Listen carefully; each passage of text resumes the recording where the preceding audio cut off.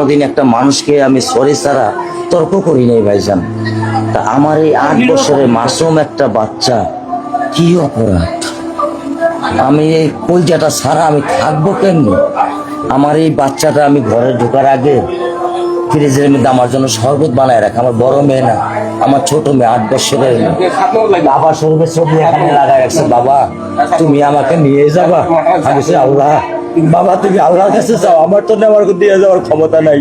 আমার মেয়ে আল্লাহর কাছে চলে গেছে, আমার মেয়ে আল্লাহর কাছে চলে গেছে। আমার মাসুম এই বাচ্চাটা কি অপরাধ করছে নির্মম ভাবে আমার বাচ্চাটা হত্যা করলো? কি আমার ক্ষতি, কি আমার অন্যায়, কি আমার দোষ? আমি একটু জানতে চাই আপনাদের কাছে।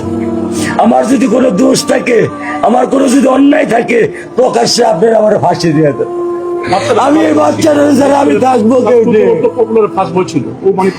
আমি কেমনে আমার এই কলজা টুকরা ছাড়া আমি থাকবো? আমার পক্ষে সম্ভব না। দিনে ও 50 থেকে 100টা কল দেয় আমারে,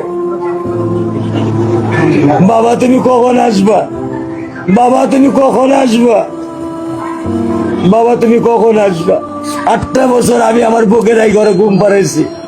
আমি আজকে আমি কার সাথে ঘুম আসবো? আমি কি দিয়ে মনে সান্ত্বনা দিব? আমার অপরাধ কি?